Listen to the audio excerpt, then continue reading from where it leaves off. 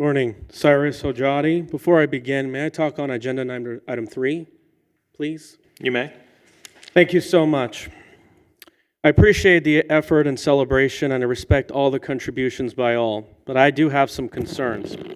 I feel these efforts are about guilt, and it's been pushed on for many, many decades. Many of the efforts to elevate women have actually come at an expense of men, hence the double standards, the cherry-picking society. We also have to be aware of all the contributions that men actually make.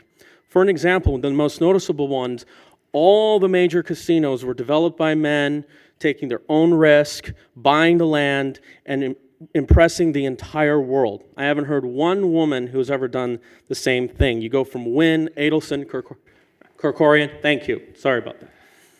Most of the construction field is dominated by men. Most of engineering is dominated by men. When we had that power outage through that windstorm last summer, it was brave men that helped happen. What do you think our society would have been without men? Most of the taxes that are paid are done by men. Most of the military men that are protecting our country are men. And of course, we have different policies on men and women when it comes to drafting. There are many issues that men faced. Higher suicide rates, higher homelessness rates, and a lot of this so-called equality has just been given more resources to women. You look at business grants, many subsidies, quotas for employment, family court. Men have been going through lots of false accusations. Relations between men and women are not improving. Family formation has declined. Relations has continued to worse. Many articles point that the dating scene has fallen down. Really, think about it. And we have one of the lowest percentage of college grads in the country, and yet we have so many 30-something-year-olds that haven't started a family.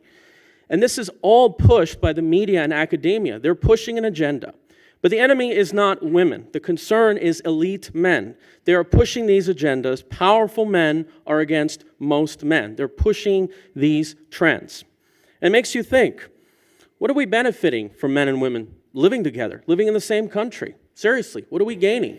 If women are so oppressed, well, we've got 40 miles out in the desert. Women can build their own civilization apart from this patriarchy, or men can just simply separate. And that way we can kind of just, move on with our own lives. Think about it. Because all this push is, what is it leading to us? Also, there is no Persian History Month. I know it's a very critical time. We don't celebrate in this county commission. I think it matters. My relatives are doing better in Tehran. Think about that. So I think we should cover everybody. And other than that, please take and consider what I said. Oh, and by the way, men power. Thank you. Let me guess, you're not married. What do I gain from marriage? Good morning. Hello, my name is Melissa Bordenhow. I'm born and raised in Las Vegas. I've been an employee at the airport for over 10 years. I've been in the union for 20 years. And we have now reached to a point where our employer, A&B Concession, has chosen not to give us our raise. And I don't believe that physically this area is running out of water. Just because Lake Mead levels are coming down does not mean it's the main cause of it is our population and construction growth. Do you know how many percent of water does the state take from the Colorado River? 4%. Most of that water is going to California, Arizona, and towards Baja California. Much of it is used for agriculture. And today, these agricultural techniques that we have are outdated. Later technologies allow us to grow food indoors through hydroponics, which I believe we're already starting to do that. So physically, we have enough water, but legally, we don't. We have to change the policy.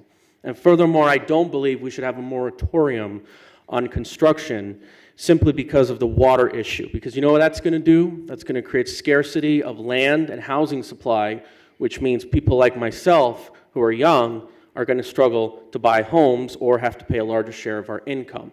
So please change the water agreement and allow this area to thrive. Thank you. Thank you. Next speaker, please.